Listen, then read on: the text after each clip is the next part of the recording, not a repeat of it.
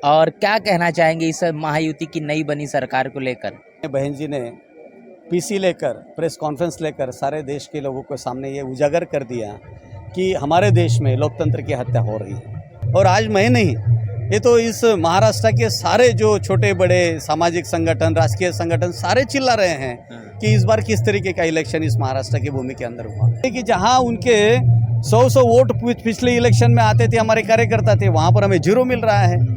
और आंकड़े वो उसी तरीके से दिख रहे हैं। जहाँ इंगन घाट के अंदर हमारे सीट को 2014 में सेकंड पर रही थी हमारी सीट, सेम कैंडिडेट हमने रिपीट कराया, उसको आज 23 वोट मिल रहा है। हमारी इच्छा है कि इस देश के अंदर दोबारा बैलेट का उपयोग हो, जिसके माध्यम से बहुजन समाज अपने पैरों के ऊपर खड़े हो और बाबा साहब के लोकतंत्र को बचा सके। डॉक्टर बाबा साहब अम्बेडकर के महापरिनिर्वाण दिवस के उपलक्ष्य पर बहुजन समाज पार्टी बड़े पैमाने पर और उनके तमाम जो कार्यकर्ता पदाधिकारी शिवाजी पार्क में मौजूद है। पेंडाल यहाँ पर लगा हुआ है। बहुजन समाज पार्टी महाराष्ट्र प्रदेश के प्रदेश अध्यक्ष एडवोकेट सुनील भरने जी भी हमारे साथ में हैं। सर, क्या कहेंगे आज के बाबा साहब के अभिवादन दिवस पर क्या कुछ संदेश होगा? आज 68 डॉक्टर बाबा साहब आम्बेडकर जी के महापरिनिर्वाण दिन के उपलक्ष्य में महाराष्ट्र के तमाम बहुजन समाज पार्टी के कार्यकर्ता, बहुजन समाज के लोग, डॉक्टर बाबा साहब आम्बेडकर जी के विचारों को मानने वाले सभी बहुजन समाज के लोग आज ये दिन के उपलक्ष्य में बहुजन समाज पार्टी के माध्यम से मैं बहुजन समाज पार्टी महाराष्ट्र प्रदेश का अध्यक्ष भावभीनी श्रद्धांजलि अपनी अर्पित करता हूँ बाबा साहब के चरणों में। और ये दिन हमारे लिए संकल्प का दिन है। मुझे याद पड़ता है माननीय कांशीराम साहब ने इसी दिन के उपलक्ष्य में 6 दिसंबर को 1978 को बामसेप की स्थापना करी थी जी। जो बाबा साहब चाहते थे कि मुझे इन पढ़े लिखे लोगों ने धोखा दिया, मैं चाहता था कि ये समाज की बिगड़ी बनाने के लिए अपने पैरों के ऊपर खड़ा होकर ये समूचे समाज को विचारों से प्रेरित करके, बाबा साहब के विचारों से प्रेरित करके समूचे बहुजन समाज को अपने पैरों के ऊपर खड़ा करेंगे। उसी एक बात को लेकर माननीय कांशीराम साहब ने डॉक्टर बाबा साहब आम्बेडकर जी के महापरिनिर्वाण के दिन 1978 में बामसेप की स्थापना करी जी। आज उसी चीज़ को आगे बढ़ाते हुए माननीय कांशीराम साहब ने फिर DS4 और बहुजन समाज पार्टी की स्थापना करी कि डॉक्टर बाबा साहब आम्बेडकर, फुले और शाहू के विचारों के ऊपर इस देश की शासन सत्ता चलनी चाहिए।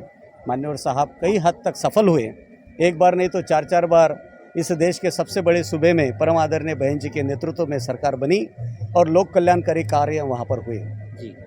सर, एक आज जिस तरीके से 6 दिसंबर है, कल ऐतिहासिक दिन था महाराष्ट्र के लिए। कल देवेंद्र फडणवीस महाराष्ट्र के नए मुख्यमंत्री के तौर पर चुने गए, और क्या कहना चाहेंगे इस महायुति की नई बनी सरकार को लेकर? सारे लोगों के अंदर बहुत अलग अलग अटकलें हैं जी। ये गवर्नमेंट कैसे चुनकर आई है ये तो खुद भी जानते हैं और इस देश का सारा मीडिया जानता है। जिस तरीके से लोकतंत्र की हत्या EVM के माध्यम से की जा रही है, 24 तारीख को परम आदरणीय बहन जी ने पीसी लेकर प्रेस कॉन्फ्रेंस लेकर सारे देश के लोगों के सामने ये उजागर कर दिया कि हमारे देश में लोकतंत्र की हत्या हो रही है। यदि इन लोगों का इतना बड़ा जनाधार है तो लोकतंत्र को इस देश के अंदर सुचारू रूप से चलाने के लिए ये क्यों ना बैलेट का प्रयोग करें? ये नहीं कर रहे हैं, इससे साफ जाहिर है। और आज मैं नहीं, ये तो इस महाराष्ट्र के सारे जो छोटे बड़े सामाजिक संगठन, राजकीय संगठन सारे चिल्ला रहे हैं कि इस बार किस तरीके का इलेक्शन इस महाराष्ट्र की भूमि के अंदर हुआ। महाराष्ट्र के परिप्रेक्ष्य में मैं एक बात जरूर कहना चाहूँगा, being the president of Maharashtra, परम आदरणीय बहन जी के नेतृत्व में और उनके अथक मार्गदर्शन में ये इलेक्शन लड़ा गया। माननीय आकाश आनंद जी के और सम्माननीय अशोक सिद्धार्थ साहब के प्रमुख नेतृत्व में और उनके मार्गदर्शन में इलेक्शन लड़ा गया। और मैं आपको बताना चाहता हूं कि महाराष्ट्र के अंदर सबसे ज़्यादा सीटें बहुजन समाज पार्टी ने खड़ी करी जी। बहुजन समाज पार्टी के कार्यकर्ता पदाधिकारी इतने आश्वस्त थे और इतने ताकत से लगे हुए थे। हमें ये आशा थी कि हमने जो चिन्हित की हुई 52 जो सीटें थी उसमें हम लोग बहुत अच्छा करने वाले थे और 10 सीटों के ऊपर तो हमें रिजल्ट आने वाला था। उसमें आपकी मुंबई की सीट है, उत्तर नागपुर की सीट है, पुणे की सीट है, बहुत अच्छी सीटें हैं। लेकिन हम जब देख रहे हैं रिजल्ट जिस तरीके से आया, अलग अलग लोग अलग अलग तरीके से अपनी बात कह रहे हैं। कुछ लोग तो ऐसे हैं कि जहां उनके 18 घर में 18 वोट है उनको 1 वोट मिल रहा है। कई लोग तो ऐसे हैं कि जहां उनके 100 वोट पिछले इलेक्शन में आते थे, हमारे कार्यकर्ता थे, वहां पर हमें 0 मिल रहा है। और आंकड़े वो उसी तरीके से दिख रहे हैं। जहाँ हिंगनघाट के अंदर हमारे सीट को 2014 में सेकंड पर रही थी हमारी सीट, सेम कैंडिडेट हमने रिपीट कराया, उसको आज 2300 वोट मिल रहा है। तो हमें ये बात तो समझ में आ रही कि बहुजन समाज पार्टी के कर्मठ कार्यकर्ताओं को आपस में झगड़े लगाने के लिए ईवीएम का बड़े पैमाने की विरोध हो रहा है। मैं पूरे विश्वास के साथ कहता हूँ कि हमारे सारे साथियों ने ईमानदारी से काम किया। कुछ जगह पे थोड़ा छुटपुट हुआ होगा, लेकिन बहुत अच्छी जगह से हमारे सारे साथियों ने ईमानदारी से काम किया। लेकिन उनके मॉरल को डाउन करने के लिए ये सारा चीज़ किया हुआ है और हमारे वोटों को ट्रांसफ़र किया गया है बड़े पैमाने के ऊपर। और इसलिए आने वाली लड़ाई हम बहुत अच्छी तरीके से लड़ने वाले हैं। हमारी इच्छा है कि इस देश के अंदर दोबारा बैलेट का उपयोग हो, जिसके माध्यम से बहुजन समाज अपने पैरों के ऊपर खड़े हो और बाबा साहब के लोकतंत्र को बचा सके। बीएसपी चुनाव के दौरान कहती है कि हम घोषणा पत्र जारी नहीं करते, संविधान को अपना घोषणा पत्र मानती है। लेकिन आज देश के अंदर में देखते हैं कि कांग्रेस लगातार उसी संविधान को बचाने की बात करती है। SC/ST आरक्षण का वर्गीकरण का एक बड़ा फैसला है, उसको लेकर भी उनकी स्वीकृति है। जहाँ जहाँ पर भी उनकी सरकार है वहाँ पर उन्होंने लागू कर दिया। क्या चल रहा है उनके दिमाग में, क्या कुछ कहेंगे? ये बात तो आप भली भांति जानते हो कि जब इलेक्शन हो गया लोकसभा का, लोकसभा में यही कांग्रेस बाबा साहब की किताब संविधान को दिखा दिखा कर हमारे समाज के अंदर समाज को भ्रमित करने की कोशिश कर रहे थे और बता रहे थे कि भाई संविधान को बचाना है तो कांग्रेस को ले आओ। हमारे समाज के वही बुद्धिजीवी लोग जिनके लिए बाबा साहब ने कुछ कहा था, आप जानते हो, मैं बार बार उस शब्द को नहीं कहूँगा, जिनके लिए मान्यवर साहब ने बामसेप की स्थापना करी, जिनको कहा कि भाई आप लोग इस समाज की बिगड़ी बना सकते हो, बुद्धिजीवी लोग सबसे ज़्यादा कंफ्यूज हुए महाराष्ट्र के अंदर लोकसभा में। और उन्होंने ये काम किया कि जो कांग्रेस मृतप्राय हो गई थी उसको 99 लोकसभा के सांसद देने का काम हमारे लोगों ने किया। लेकिन सडनली 1 अगस्त को क्या होता है, 1 अगस्त को माननीय सुप्रीम कोर्ट जी का निर्णय आता है और कहते हैं कि SC/ST का वर्गीकरण होगा। और मैं आपको बताना चाहता हूँ कि परम आदरणीय बहन जी पहली वैसी नेता है कि जिन्होंने इसके खिलाफ सख्त से सख्त लड़ाई लड़ी। पहली बार प्रेस लेके बहन जी ने कहा कि हम इस चीज़ को मान्य नहीं करेंगे।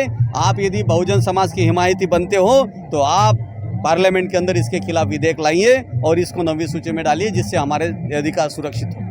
ये बात तो तय हो गई पूरे देश के अंदर कि बहन जी के सिवाय बहुजनों का कोई नेता नहीं है, बहन जी के सिवाय बहुजनों के ऊपर होने वाले अन्याय अत्याचारों के ऊपर बोलने वाला कोई नेता नहीं है। लेकिन ये विडंबना है इस देश की कि बाबा साहब को जीते जी उन्होंने एक्सेप्ट नहीं किया, मरने के बाद एक्सेप्ट किया। महापरिनिर्वाण दिन के ऊपर आप देख रहे हैं कई हजारों लाखों की तादाद में लोग आते हैं। ये उनके दीवाने बने हुए, भक्त बने हुए हैं, लेकिन उनके विचारों के भक्त मैं समझता हूँ मान्यवर कांशीराम साहब और परम आदरणीय बहन जी से कोई दूसरा हो ही नहीं सकता, जिन्होंने उनके विचारों के ऊपर चलकर सरकार बनाई। और आज भी बहुजनों के विचारों को, बहुजनों के हक और अधिकारों को सुरक्षित रखना है तो बहन जी के मार्ग पर चलना पड़ेगा, बहन जी को नेता मानना पड़ेगा और बहन जी जैसे कहती है उस तरीके से चलना पड़ेगा, तभी यह देश सुरक्षित हो सकता है, वरना नहीं। इतिहास में मान्यवर कांशीराम साहब ने महाराष्ट्र से सबक लेकर कहा कि हो शकत है, और जो परिणाम देखने को मिले उस मुताबिक नहीं थे जिस तरीके से उम्मीद थी। क्या इस बात की उम्मीद अभी भी लगाई जा सकती कि महाराष्ट्र में बात बन सकती है भविष्य में? हम बिल्कुल हतोत्साहित नहीं हैं। हमें मालूम है हमारे लोगों ने ईमानदारी से काम किया है। मुझे ये मालूम है कि यदि इस तरीके से ईवीएम का खेला नहीं होता तो आज बहुजन समाज पार्टी पहली बार बहुजन समाज पार्टी के हाथी विधानसभा में जाते, इसका पूरा विश्वास मुझे है, क्योंकि उस लेवल से हमने काम किया है। अब ये तो मुझे लगता है कि हमारे सारे पदाधिकारी कार्यकर्ताओं को आपस में झगड़ा लगाने का काम है कि भाई तूने नहीं दिया, तूने नहीं दिया, तूने गलत काम किया, क्योंकि वोटिंग मशीन तो लेके गई आपके वोट, और आपके अंदर एक दूसरे के खिलाफ इस तरीके का वातावरण निर्माण हो कि आप एक दूसरे के ऊपर अविश्वास निर्माण करें, अपने नेता के ऊपर अविश्वास निर्माण करें, अपने पदाधिकारियों के ऊपर अविश्वास निर्माण करें। यही खेला कांग्रेस ने और यही खेला बीजेपी ने खेला है, जिसके माध्यम से इन्होंने ईवीएम लाया। ये तो हमें तोड़ने का प्रयास है और मैं बिल्कुल हतोत्साहित नहीं हूँ। हम तो लड़ाई आखिर तक लड़ेंगे।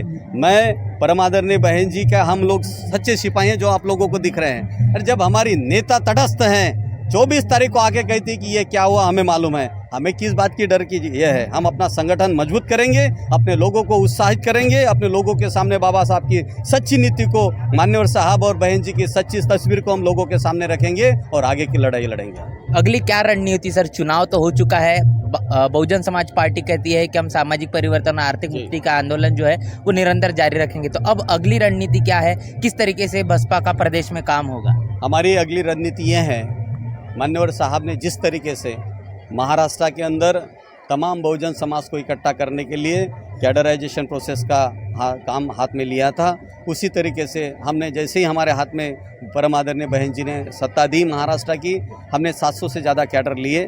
आज अभी ये 2 दिन के बाद तुरंत 10 तारीख से हमारे कैडर का प्रोसेस स्टार्ट होने वाला है। हम हर गांव में, गली नुक्कड़ में जाके लोगों को कैडर देने का काम करेंगे, लोगों को भोले बाबा शाहू की सच्ची विचारधारा समझाने का काम करेंगे और उन्हें इन मनुवादी ताकतों से अलग करने का काम करेंगे। यही काम जो मान्यवर साहब ने किया, उसके बाद जो परम आदरणीय बहन जी ने किया, अभी वही काम हमें करना है। एक आखिरी सवाल मैं आपसे करना चाहूँगा कि बहुजन समाज पार्टी को लेकर समाज में अगर माने ना माने नकारात्मकता जारी है, क्या लगता है कि अब जो नकारात्मकता है वो कैसे बसपा दूर करेगी, और उसको लेकर तमाम जो व्यूवर्स है, जो तमाम हमारे देखने वाले दर्शक है, उनसे आप क्या कहना चाहेंगे बसपा के माध्यम से? मैं इस बात को कतई मान्य नहीं करना चाहता कि नकारात्मकता है जी, नकारात्मकता नहीं है। आज भी इस देश का तमाम बहुजन समाज बहन जी के नेतृत्व को मानता है, परम आदरणीय बहन जी को अपना सर्वोच्च नेता मानता है। नकारात्मकता बिल्कुल नहीं है। ये तो मनुवादियों के press media, print media, social media है कि जो बहुजन समाज पार्टी को नकारात्मकता के दरवाजे पर लाके खड़ी करती है। वरना आप देखोगे कि जो अच्छे कार्य परम आदरणीय बहन जी ने किए, शायद आप दिखा दो पूरे देश के अंदर किसी ने किया होगा। अरे यहाँ तो सीट ना भी मिले तो भी मंत्री पद मिल जाए, इस तरीके की हमारे लोगों की है। कुछ ना कुछ हासिल हो जाए, कुछ ना कुछ फायदे का कुछ मिल जाए। लेकिन धन्य है परम आदरणीय बहन जी, जिनका ग्लैमर, जिनका और आज भी पूरे विश्व के अंदर चल रहा है, लेकिन कभी उन्होंने किसी भी चीज़ के साथ हाथ नहीं मिलाया, एडजस्टमेंट नहीं की। ऐसे नेता के हम लोग सिपाही हैं, हम डरने वाले नहीं हैं। और नेगेटिविटी तो बिल्कुल नहीं है, हमारे दिलो दिमाग में बिल्कुल नहीं है। ये जो नेगेटिविटी है, ये प्रेस के माध्यम से, प्रिंट मीडिया के माध्यम से, इलेक्ट्रॉनिक मीडिया के माध्यम से और सोशल मीडिया के माध्यम से हमारे ही बहुजन समाज के तथाकथित हमारे विरोधियों ने फैलाई हुई है। इस चीज़ को हम नहीं मानते। हम लोगों के बीच में जाएंगे, बहन जी की सही नीतियां हम बताएंगे और कैडर के माध्यम से अपने समाज को जोड़ने का काम करेंगे। बहुत बहुत शुक्रिया सर। तमाम हमने यहाँ पर जो चर्चा की है, जो सवाल की है, जो जवाब आए हैं, उसको लेकर आपकी क्या राय है, प्रतिक्रिया लिखकर कमेंट बॉक्स में जरूर बताएं। बने रहे नेशनल चौपाल के साथ, मिलते नए वीडियो में, तब तक के लिए जय भीम, जय भारत।